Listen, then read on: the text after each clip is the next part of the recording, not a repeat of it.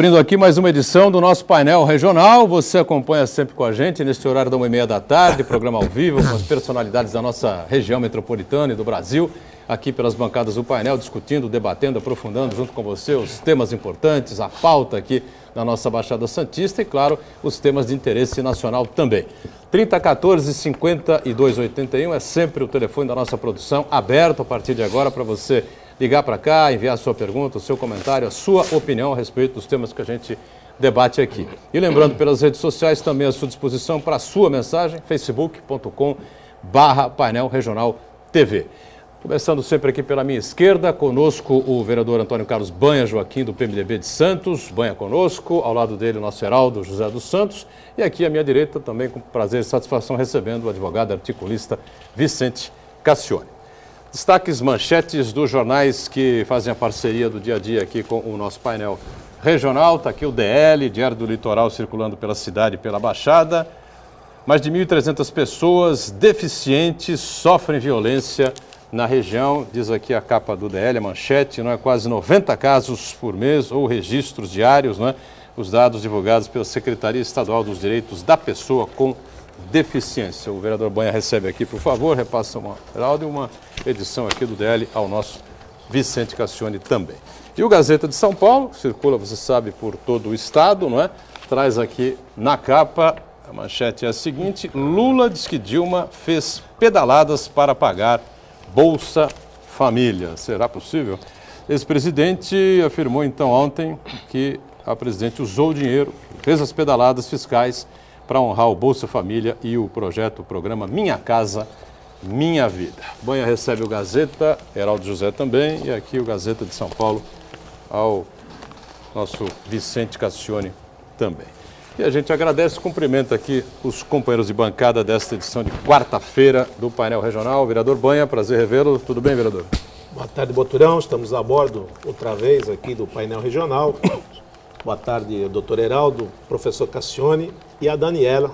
Espero ser um debate tranquilo, calmo e sereno. Com certeza, discutindo assuntos relevantes para a cidade e para o país. Heraldo José, prazer revê-lo mais uma vez. Tudo bem, Heraldo? Tudo bom, Boturão? Boa tarde a você, boa tarde aos nossos telespectadores, professor Cassione, vereador Banha e a nossa querida Daniela. Muito bem, Vicente Cassione, sempre um prazer tê-lo aqui na bancada do painel regional. Tudo bem? Tudo bem, Boturão?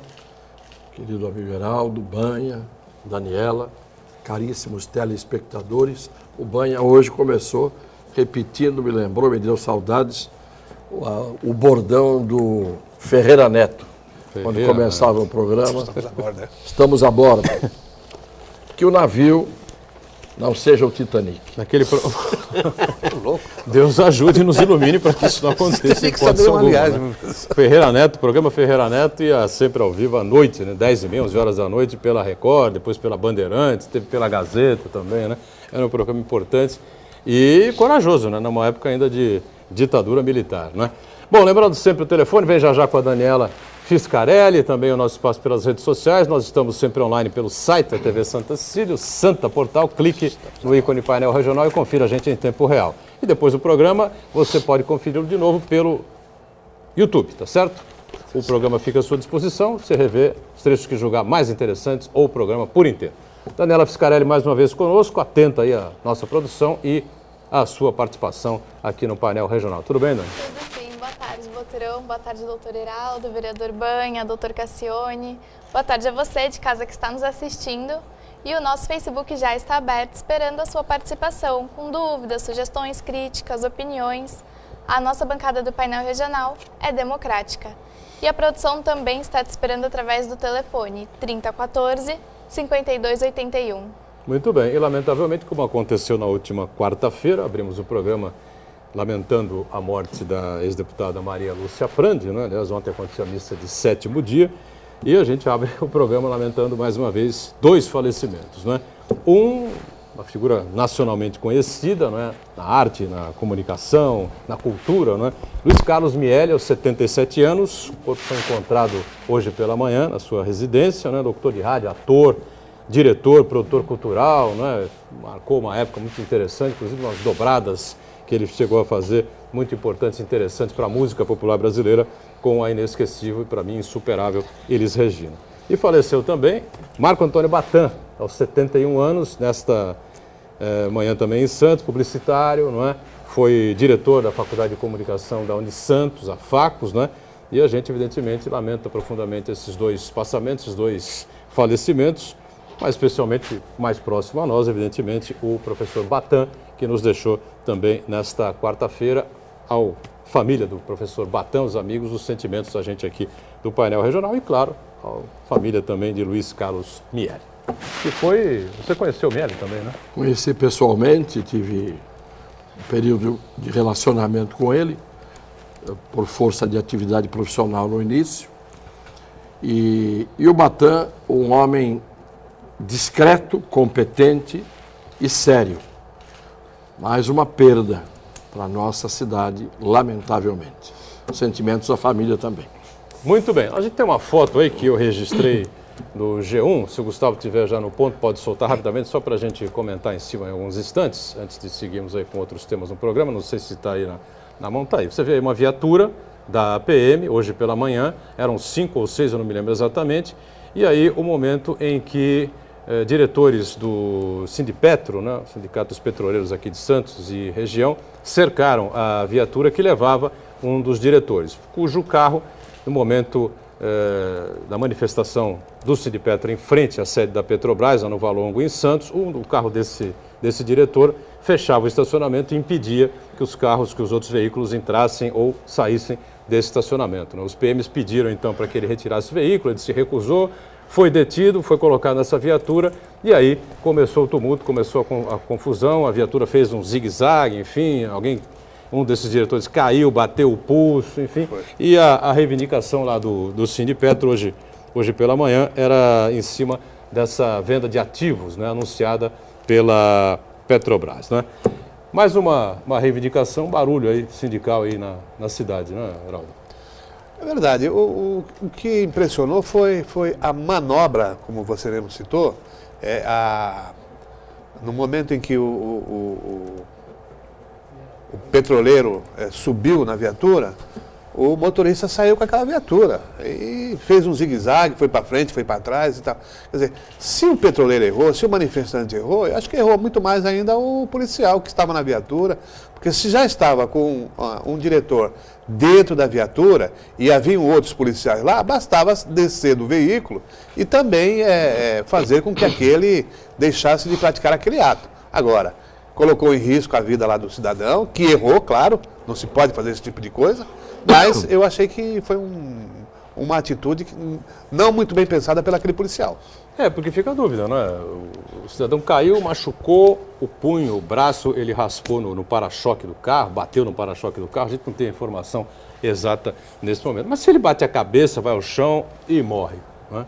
O petroleiro. Não, e havia outros policiais lá, quer dizer, não havia necessidade de sair com a viatura. Né? Quer dizer, Olha, pelo que parece na foto, nós já tivemos em Santos movimentos paredistas muito maiores que esse, muito mais fortes que esse, muito mais envolventes e perigosos que este que foi mostrado aí.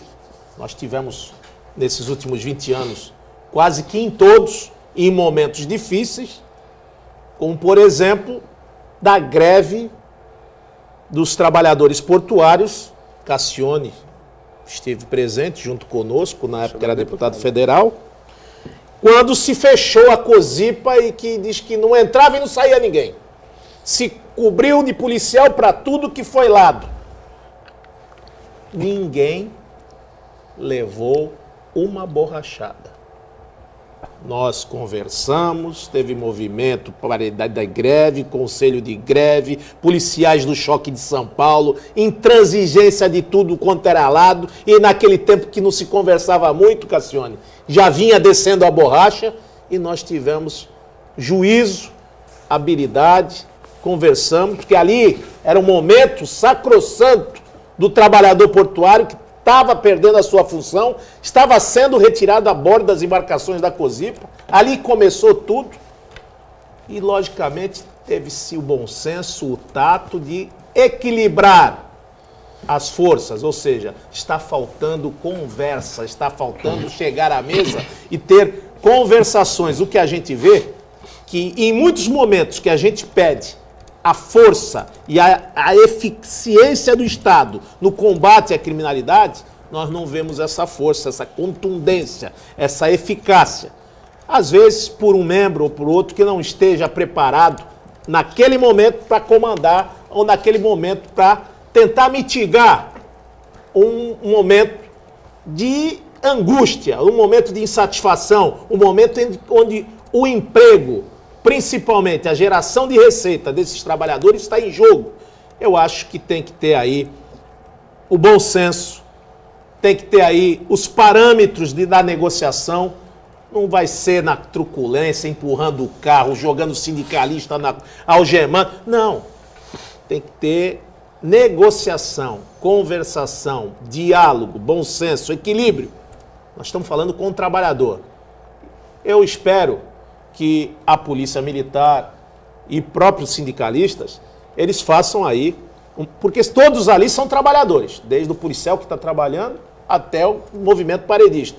Mas eu acho que as ordens, quando elas vêm, principalmente truncadas de cima para baixo, elas mostram aí isso que nós vimos, trabalhador apanhando, pessoas se machucando, esse desespero que aconteceu agora no Valongo. Nós já fomos acionados, a próprios vereadores na Câmara de Santos, com relação a isso. Eu acho que o movimento é lídimo, é justo, mas violência a gente não coaduna com esse tipo de coisa. Muito bem. Cassione, quer completar alguma coisa em relação Só para dizer, movimentos eu vi o noticiário, vi os filmes, aquilo que me foi dado ver, porque eu não estava lá. E a primeira coisa que eu sempre perguntava às testemunhas e pergunto às testemunhas que se põem a falar no processo é: você estava lá? Você viu? Ou você ouviu dizer? Ou você viu porque chegou depois, no meio da ação? Chegou antes, foi embora antes? Estava do começo ao fim? Portanto, o que eu vi foi uma filmagem. Pela informação que os jornalistas passaram, havia uma manifestação, uma reunião de petroleiros em protesto a uma tomada de posição da Petrobras com redução de receita, de ativos. Eu não sei exatamente o que era. Eles deviam ter um motivo. Foram para lá e impediram que alguns trabalhadores que queriam entrar, entrassem. Então, primeiro, direito de eles se reunirem, corretíssimo. Direito de impedir que os trabalhadores que queriam entrar, entrassem, eles tinham? Não tinham. Chamaram a polícia. A polícia militar veio e determinou uma providência a um dos manifestantes. Ele, que era a de entregar a carteira de motorista e o documento do carro que estava atravessado, impedindo o ingresso das pessoas e a passagem de veículos. Ele se negou a exibir o documento do carro e o documento de habilitação. O policial o prendeu por desobediência, crime de desobediência. Do ponto de vista penal, está correto. Se uma autoridade pede a exibição de um documento de habilitação e do carro para alguém e alguém se recusa a fazer, está no código escrito que é crime de desobediência deixar de cumprir ordem da autoridade. Em seguida, este desobediente foi preso. Aí eu acho que poderia haver tolerância e um diálogo, mas resolveram prendê-lo porque ele não exibiu o documento. Isto é, às vezes, pior do que sair andando com o carro depois. O Banha tem razão quando diz que o diálogo tem que existir. Mas o diálogo tem que existir no começo. Porque depois que se perde a capacidade de conversar, tudo pode acontecer. Aí, este sujeito que estava preso dentro da viatura ia ser conduzido ao distrito. Evidentemente que não ia acontecer nada, porque é um crime de desobediência, o sujeito entra no distrito e sai. Aí, 2 sindicalistas subiram em cima da viatura. Eles têm o direito de fazer isso? Não. E aí é que eu digo, a Polícia Militar está desmoralizada, porque todos os dias a Polícia Militar está colocada sob os holofotes e nós sabemos, por exemplo, que só no Rio de Janeiro, neste ano, morreram 50 policiais militares fuzilados pelos criminosos. 50 policiais. Na hora em que o sujeito subiu em cima do carro e o outro subiu também, a pergunta que eu faço é: tem direito um manifestante de montar em cima de uma viatura policial? Claro que não tem. Nos Estados Unidos, se o sujeito monta em cima da viatura, desce morto lá de cima. Então, também aí houve erro. Erro de todos os lados acabam acontecendo, e quando um erro começa, o erro subsequente é consequência, depois vem outro erro, que é consequência dos dois primeiros, e aí todo mundo perde a razão, porque num determinado momento, alguém não respeitou o direito de alguém. Eu coloco as coisas da seguinte maneira: ninguém tem o direito de subir em cima da viatura. O que o policial que está dentro da viatura faz com dois camaradas subindo em cima da viatura da polícia? A pergunta que eu faço é essa: você é policial, está dentro do carro, alguém sobe em cima da viatura, o que vai acontecer? Você não sabe.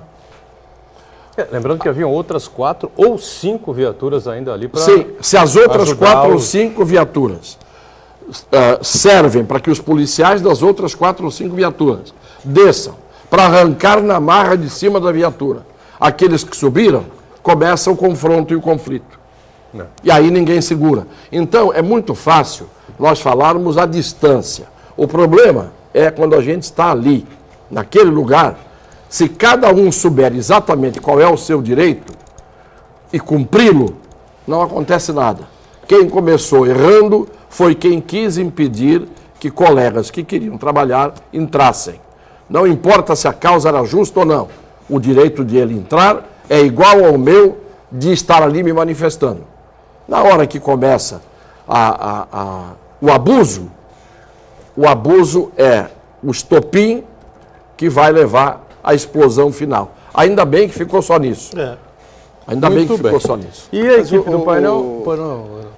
Sabendo que se trata de um protesto, de uma manifestação, de uma categoria organizada, e chega à Polícia Militar o comunicado: olha, estão impedindo que aqueles que querem trabalhar entrem, né, na unidade da Petrobras. Caberia o quê? Caberia ao comando enviar a esse local, não os policiais, não meros policiais soldados. Tinha que mandar lá um oficial para iniciar isso que nós comentamos aqui, o início desse diálogo, cara. O que manda? Manda os policiais, tira a viatura, não tira, aí já começa aquela intriga, né, entre o soldado, entre o policial e o manifestante. Quer dizer, não se mandou, não se avaliou como deveria ser avaliado, né? Uma situação é aquela chamada para contornar a crise, né? Chama gerenciamento de crise. Obrigado, vereador. Por que os oficiais ficam sempre aquartelados numa situação dessa que poderia ter evitado até um conflito de consequências gravíssimas? Isso tem acontecido muito aqui na cidade de Santos e na região, porque eu sempre digo, as pessoas que comandam o batalhão da Polícia Militar na região, não adianta se enganar, Cassione, não adianta. Eles brigam, todos são coronéis da mesma turma. Se não for do comando geral, ou não for cardeal da polícia, eles vêm para a Baixada, não são da Baixada, não conhecem as peculiaridades e familiaridades da região. Para ficar um ano. E vai ficar um ano e vai aposentar. Não porque cria ele está de castigo. Ele acha que aquilo é um castigo, Cassione. E lá, a Comando Geral da PM, você disse? O coronel que comanda o 6º BPMI é de São Paulo. Veio da região de São Paulo. Não há oficial mais em Santos. Os oficiais já estão indo para Piruíbe, para São Paulo, para outros lugares. E o que acontece? Você tem que conhecer o seu habitat, a sua região. Os seus filhos moram aqui. Não existe interesse nenhum. Não existe. Mas eu te dou um exemplo. Nós tivemos um coronel que não era de Santos e foi um excelente comandante da Polícia Militar. O Coronel Lima. E o Coronel Alberto. Mas então não é o problema de onde ele vem, de onde ele não vem. do berço que ele tem ou do berço que ele não tem. Da competência que ele tem, da competência que ele não tem. Mas a polícia está sempre, aparentemente, do lado errado. Quer dizer, tem que mandar alguém para dialogar? Tem.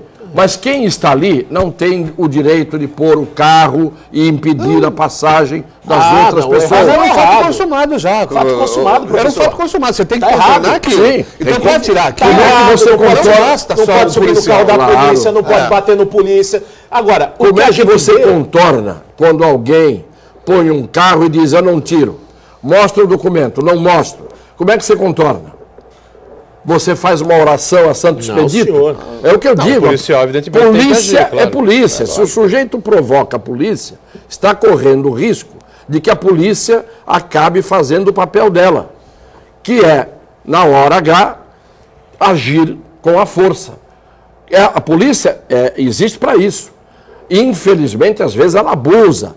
Claro que tem policiais que não prestam, mas a polícia não pode ser constantemente colocada na posição da polícia bandida. Não. Porque na hora H mas ninguém defende isso aqui. vai não, chegar professor. uma hora em que os policiais que são bons, Eles não querem trabalhar que mais. são honestos, eu se sou um policial honesto, que ganho a miséria que eles ganham, amanhã se me chamarem para fazer alguma coisa, eu digo, eu não vou.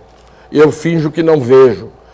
É claro, porque qualquer erro que eles cometam, por exemplo, estes de hoje, já estão afastados.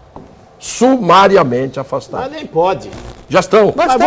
Já estão. Mas vou falar uma coisa para o Aquele que senhor. deveria comandar está lá, não foi e vai afastar esses aí. Essa é a lógica da polícia. O nosso descontentamento nesse momento é o seguinte. O senhor falou aqui de coisa que nós não vamos ver mais nunca, professor. Jairo de Almeida Lima. Não vai ver mais. Coronel Alberto, comandou a rota. Coronel Barreto. Nós não vamos ver mais disso aí, não. O que está vendo? A baixíssima qualidade do comando. E quem tem que comandar não comanda. Aí você acha justo botar 500 pessoas lá no entorno da Petrobras lá e mandar o cabo. Ó, dá um jeito naquilo lá. Eu não quero bagunça, dá um jeito. Querido, transferir responsabilidade. Eu só estou vendo a autoridade aqui, ô Cassione, no nosso país, transferindo responsabilidade, porque ninguém quer mais trabalhar, ninguém quer botar a mão. Ninguém quer botar a mão em nada. Tá com medo de trabalhar? Passa pro sargento. Passa pro cabo. Não, aí estoura onde? No soldado, coitado. Existe um outro aspecto que tem que ser visto, que é uma realidade também há de muito tempo. Existe um abismo entre o oficialato e sargentos, cabos e soldados. A verdade é a seguinte, os oficiais ganham muitíssimo bem e estão no castelo. E sargento, cabo e soldado está na rua, está no inferno. Ganha pouquíssimo e é onde estoura o problema. E isto é uma injustiça clara, porque uma corporação, quando já tem esta crise interna, que é os oficiais, evidentemente, são mal vistos pela soldadesca, é evidente que não dá certo. Então, o erro está em toda parte, é tudo, mas não é novidade nenhuma a gente falar essas coisas aqui. Todo mundo erra, erra o sindicalista, com a melhor das boas intenções que ele possa ter, erra o policial, com a melhor das boas intenções que ele possa ter, não é? Todo mundo erra, porque acertar no Brasil é exceção, o erro é a regra. A gente sabe disso, e em todos os setores de atividade. Vamos aproveitar e fazer um intervalo. Na volta, a gente exibe para você um VT produzido aqui pela nossa equipe sobre os investimentos em cardiologia, no atendimento cardiológico na Santa Casa de Santos e outros assuntos importantes ligados aí a esse setor importante da saúde aqui da nossa região. Voltamos já já. Estamos de volta, este é o segundo bloco aqui do nosso painel regional, conversando hoje aqui com o vereador Banha, do PMDB de Santos, Geraldo, Vicente Cassione e a Daniela, trazendo aí o nosso VT sobre a saúde e também, claro, sobre esses investimentos na área de cardiologia, especialmente na Santa Casa. Foi isso, Dani? Isso, eu e a equipe do painel regional fomos saber a opinião da população sobre o anúncio de que a Santa Casa abrirá um pronto-socorro cardiológico ano que vem. Acompanha na matéria. A pessoa precisa muito mesmo aqui, né? Então, abrindo é uma boa, né? Para todo mundo, para todos nós, né? Então, precisa muito mesmo. Tem muita gente precisando, né? E muita gente doente. Eu acho muito importante isso aí, sobre essa clínica, né? Que querem abrir referente só a pessoas que têm problema cardíaco. Vai ser muito útil à população da Baixada Santista, né? Gostaria muito que isso fosse realizado. Nos ajudaria bastante. Esse PS cardiológico que vai abrir aí é uma boa, muito grande, muito bom para a população aqui da cidade. Porque, inclusive, tem pessoas na minha família que já foram operadas aqui e não tenho nada a reclamar. Em vista de outros hospitais por aí que fecham, porque não tem isso, não tem aquilo, porque os gatunos levam o dinheiro todo do que tem que ser feito para a população, Santa Casa daqui para mim é uma das melhores que tem. Inclusive eu tenho um plano de saúde meio mesmo e não tem coisa melhor para o idoso, entendeu? Então eu espero que a moçada que gosta de pegar o que não é deles, não empate de ser construída essa coisa que é muito boa para a população. Muito bem, não há dúvida de que uma nova unidade coronariana, né, que a Santa Casa consiga levantar, será muito importante para nós todos aqui da região metropolitana. Houve até um simpósio aqui, ou uma reunião, não sei, o Cassione pode explicar depois, ele participou junto com empresários, o Armênio Mendes esteve junto, enfim, o Sérgio Paulo, o doutor Sérgio Paulo foi o coordenador, enfim, sobre a situação cardiológica aqui na região que não anda boa, né? Mas o Banha tem algumas avaliações aí a fazer. Acho que, bom, com relação ao investimento, se vierem mesmo, ninguém discute que seria muito bom, né? O problema é vir, né? O negócio é esse futuro que nunca chega, é que tem a expectativa, eu sempre digo, Cassiano, a expectativa mata o homem. E a gente falou de um assunto agora de segurança e a gente volta nos pilares e calcanhares de Aquiles do Estado. Segurança, saúde, educação. Está muito triste conviver na Baixada Santista com essa omissão, com essa desídia, com essa falta de atenção do Estado. Tenho mostrado constantemente os problemas do Guilherme Álvaro, os problemas da Santa Casa, os problemas que não são relatados. Isso aqui não é uma política partidária de denegrir este governador, este partido. Isso é política de saúde, política onde a gente está vendo dor, gente morrendo. Eu estou falando, Cassione, de um dos jornais mais respeitados da cidade, está aqui, ó, jornal A Tribuna. Coração mata acima da média na Baixada Santista. A Baixada é o líder do estado de morte. 94,8 casos por 100 mil habitantes. Está aqui, ó. Se a câmera puder bater aqui, chama a matéria que está aqui. Não sou eu que estou falando. Tem a outra aqui, isso aqui é o levantamento de infartos. Primeiro é câncer, depois é infartos e acidentes vasculares. Agora nós estamos falando aqui com pessoas que já viraram lenda. São lenda viva na cidade. Nós estamos falando aqui, olha, Dr. César Augusto Conforte. Infelizmente temos um sistema de saúde tão ruim na Baixada Santista que os pacientes querem ir embora para São Paulo. Temos bons médicos, mas os hospitais não querem investir em infraestrutura e não querem remunerar os profissionais, ou quando remuneram atrasados. Não querem ou não podem? E é outro problema. Chefe da hemodinâmica, Dr. Roberto Iga, alega que existem muitas intervenções e demoram muito o atendimento e colocam em risco a vida das pessoas porque faltam leitos de UTI coronariana. As crianças e adolescentes não podem ser mais operados na Baixada, porque aqui, desde o último anúncio do governador Alckmin, que disse que ia ter uma UTI coronariana pediátrica na Santa Casa, isso faz 4 anos, o Neves já morreu, tem 1. Então, sem 4 anos, são 5 anos que ele anunciou até agora, não chegou a UTI. E agora que veio esse problema, Cassione, sai outra bravata. PS para cardiologia sai até 2016. Será que vai demorar o mesmo tempo da UTI coronariana pediátrica? E eu fecho aqui a minha crítica dizendo, Cassione, eu não me vejo na Baixada Santista. Imagine só, tirarmos do cenário da região metropolitana a gloriosa Polícia Militar, com seus tropeços, seus acertos, sua falta de comando. Se tirarmos do imaginário, do consciente, do funcionamento da Baixada, a gloriosa PM e a Santa Casa, a Palestina é aqui. O problema é que a faixa de Gaza vai ser aqui. Eu não vejo mais saída para essa situação.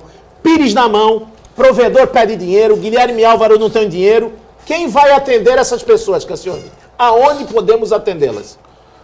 Bom, eu tenho feito críticas aqui e não tem nada a ver também com posição político-partidária, porque eu nunca na minha vida dei bola para partido e todo mundo sabe disso. Desde o primeiro dia em que eu me filiei a um partido político até hoje, eu sempre disse, todos são absolutamente iguais, e no pior sentido. São iguais no pior sentido. Então, a minha posição é uma posição como cidadão, que é o que eu sou. Eu não sou, não nasci advogado, não nasci professor, não nasci cronista, eu nasci gente, embora não pareça. Então eu quero dizer como gente, como cidadão, que há muito tempo nesta cidade, nesta região, tudo o que a gente vê em termos de obras são coisas anunciadas para o futuro, eu tenho dito sempre isto aqui.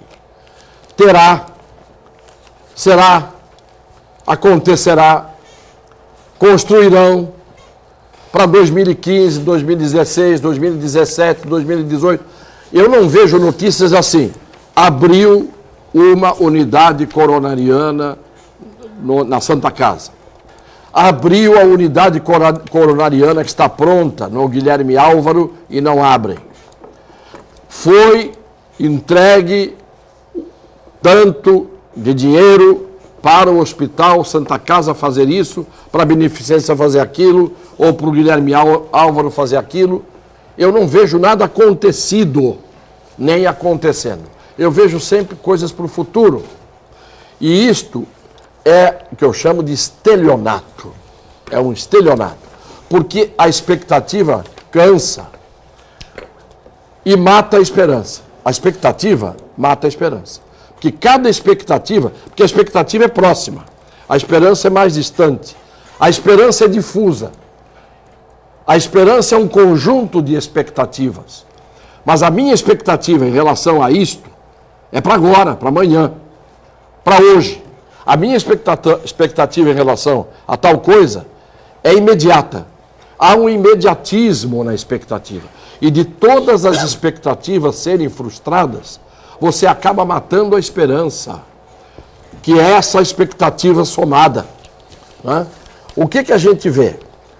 Tivemos essa reunião faz 2 semanas, na Associação dos Médicos de Santos, da Sociedade Brasileira de Cardiologia, com o núcleo de Santos, inclusive, com o médico Luiz Fernando Pinheiro, com o Sérgio Paulo Bueno de Camargo, e com outras figuras importantes da cardiologia, inclusive com o secretário de Saúde de Santos, Marcos Calvo. Marcos Calvo.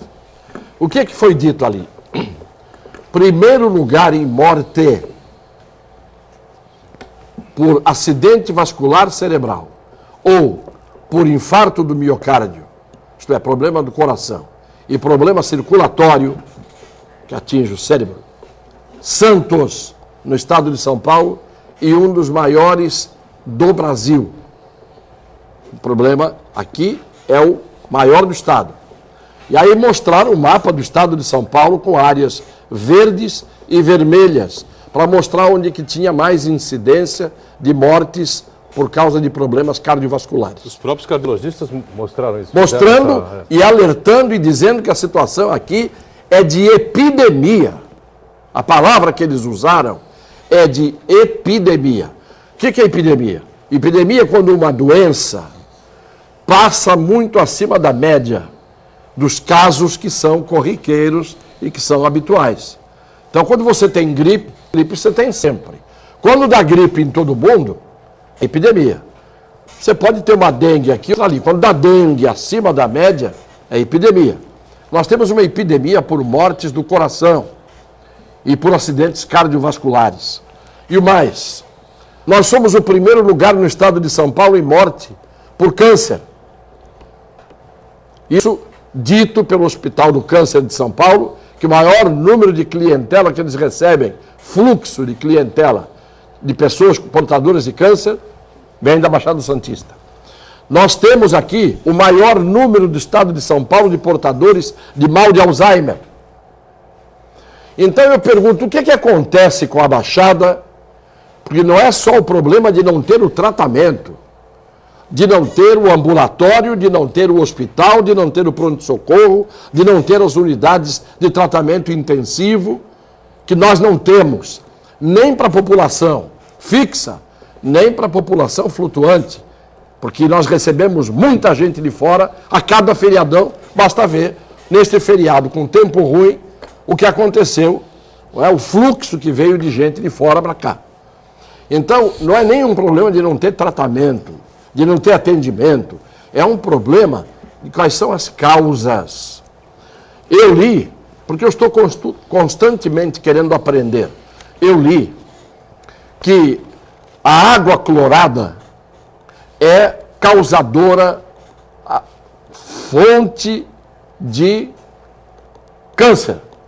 A água clorada. Eu pergunto, quem é que sabe o que é que a Sabesp coloca na estação de tratamento de Cubatão, na ETA, para a água que a gente recebe?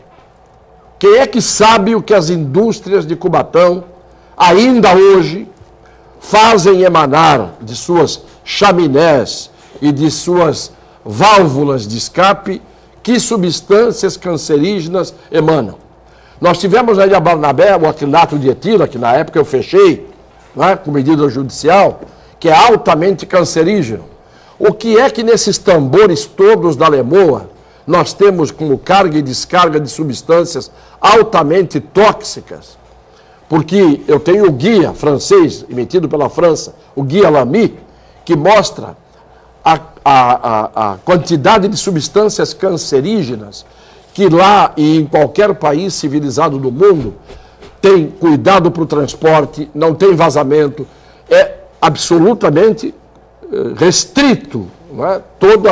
Restrita a atividade de manuseio, de uso dessas coisas. Aqui na Baixada, nós temos o porto, temos as indústrias de Cubatão, temos os estoques de granel líquido e de outras substâncias na Lemoa, tudo isto causando os males e, como consequência, depois não temos o atendimento e o tratamento para esses males. Repito, você tomando banho com água quente, respirando o vapor de água clorada, faz muito mais mal a absorção pela pele, que está o poro dilatado na água quente, da água clorada, é altamente cancerígena.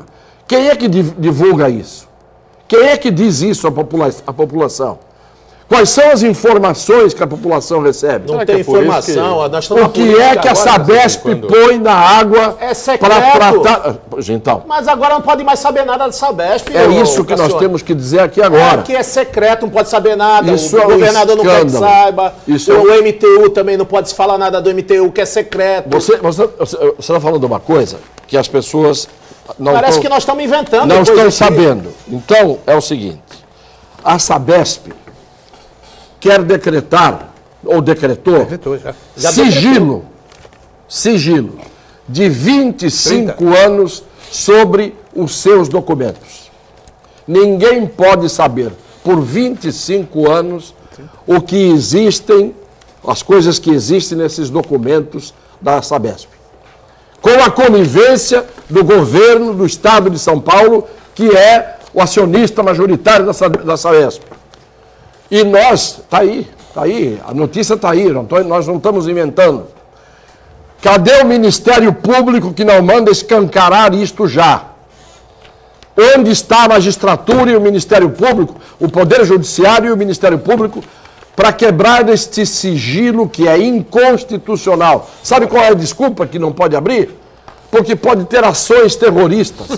Ação terrorista é você fazer em sigilo por 25 anos o que nós não sabemos o que é. Eles é que são terroristas. E ainda recebe o governador do estado agora, por proposta do deputado federal João Paulo Tavares Papa, em Brasília, um prêmio por sua atividade no problema relativo à água.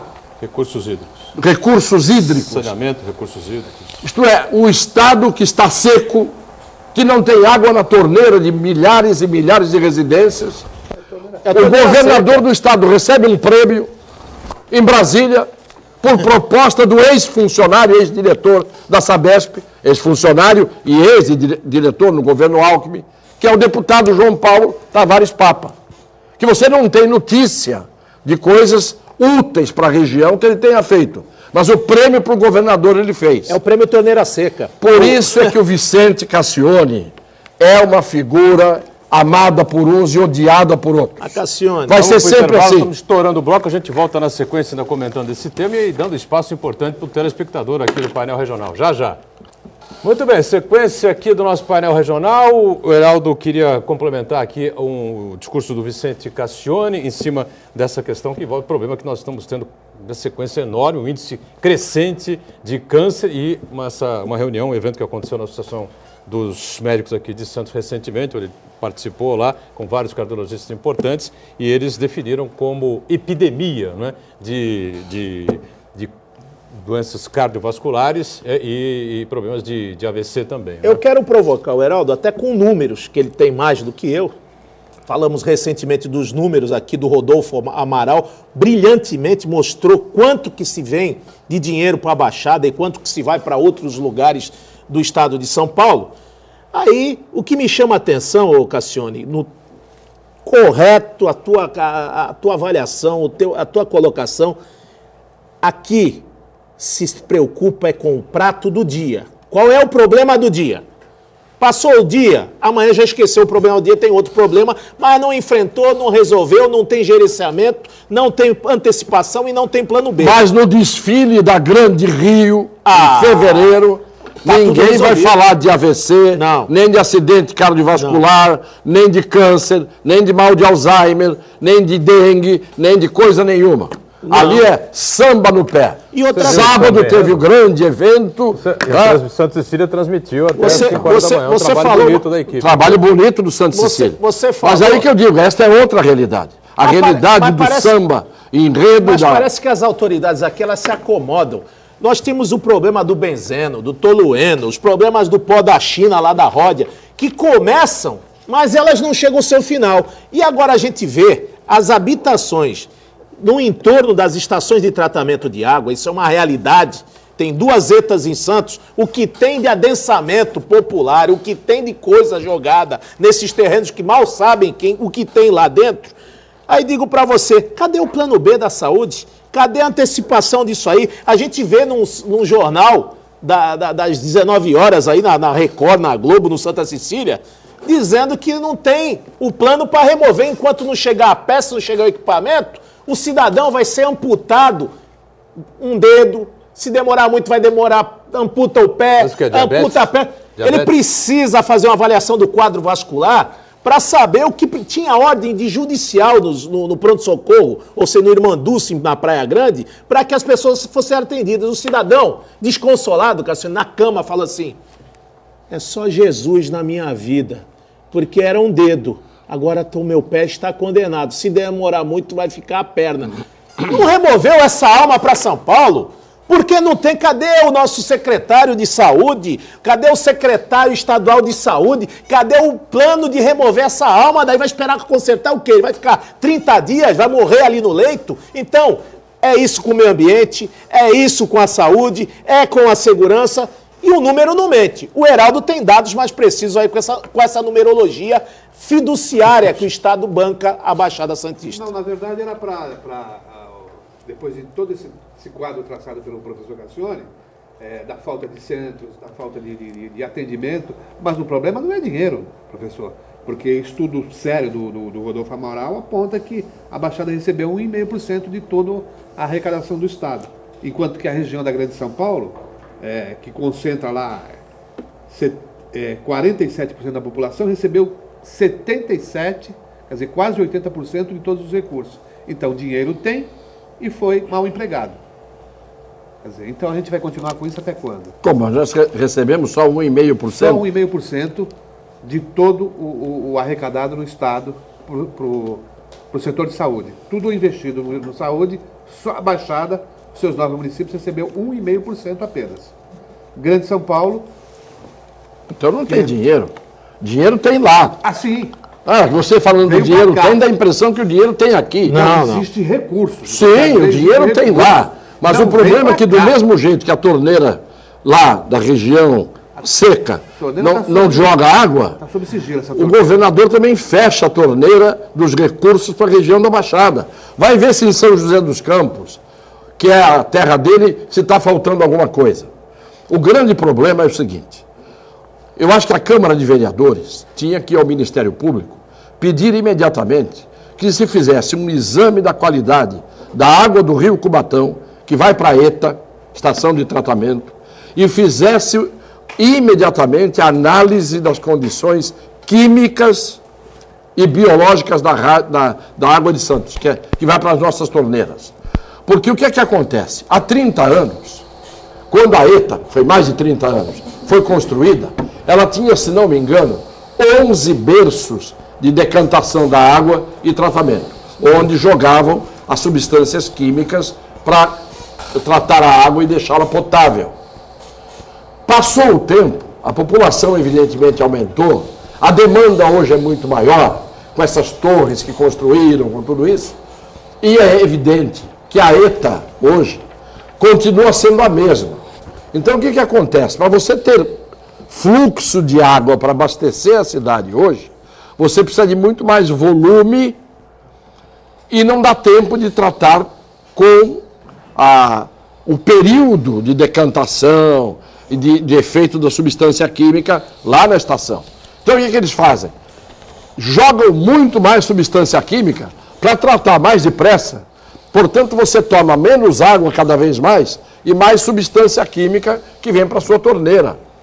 E eu queria saber que substâncias são essas. Antigamente era cloreto férrico, era aquele alumínio. Não, deve ser, mas o problema é que a água clorada é cancerígena.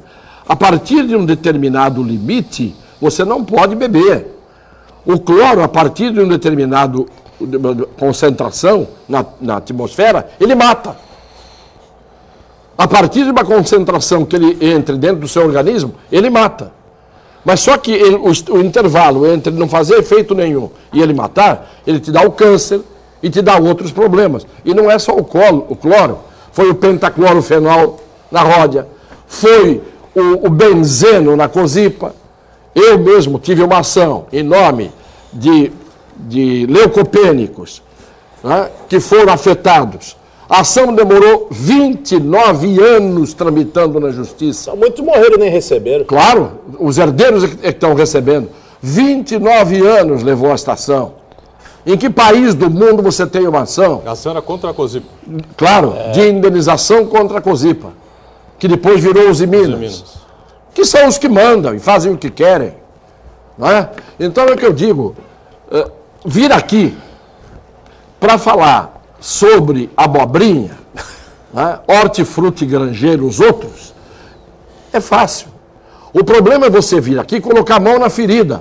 Você ganha inimigos, você ganha difamadores, você ganha detratores, você ganha ojeriza de uma porção de gente que não consegue entender que às vezes você fica mal encarado, que você não é sorridente, que você parece sempre de mal com o mundo, porque na verdade você está se preocupando com problemas que descaradamente não são preocupação daqueles que deveriam se preocupar com eles.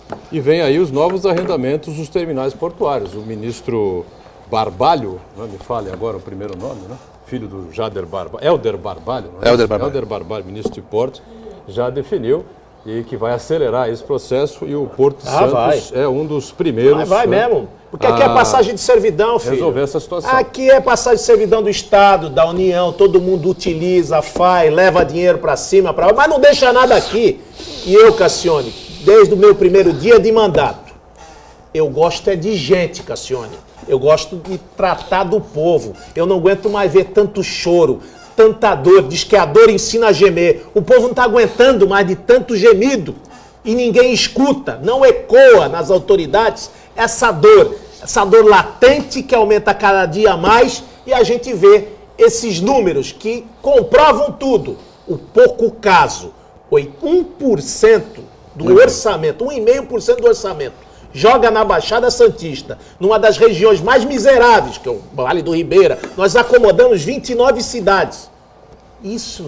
Estão satisfeitos com essa política? Mas é um povo que não se mexe. Vamos falar aqui, eu não quero saber se gostam ou não gostam. É um povo que não se mexe. Quantas universidades você tem em Santos? Quantas faculdades você tem aqui? Muitas. Antigamente, a liderança de qualquer movimento social em defesa das causas coletivas, comunitárias, partia de onde? Primeiro da faculdade de Direito, depois das outras faculdades. Para isso é que serve a universidade. Olha o nome, universidade. Ela cuida de todo o problema do universo em que ela está sediada. Você não tem absolutamente mais movimento. Você tem abundância de estudantes universitários em torno dos bares adjacentes das faculdades, com a tal latinha de cerveja na mão. Cadê o idealismo da juventude? Antigamente, uma faculdade como a do Largo de São Francisco, de São Paulo, fazia uma revolução. Hoje você não vê um movimento, não vê um estudante da Faculdade de Direito do Largo de São Francisco abrindo a boca para dizer coisa nenhuma. Então, mudou tudo. Quer dizer, existe um adormecimento, um entorpecimento, uma inércia generalizada. Mas tem muito filósofo, né? E pensador. A filósofo tem um em cada esquina e um em cada botequim. Estamos fechando o nosso painel regional quente desta quarta-feira, agradecendo sempre ao Banha, vereador do PMDB, o Heraldo está sempre com a gente também, Vicente Cassione e a Daniela atenta sempre à sua participação e também à produção da nossa equipe aqui. Estamos juntos segunda a sexta, 1h30 da tarde, reprise 8 da noite e nos finais de semana tem 2 edições do Weekend, sábado 3 da tarde, domingo 5 da tarde. Obrigado, tchau.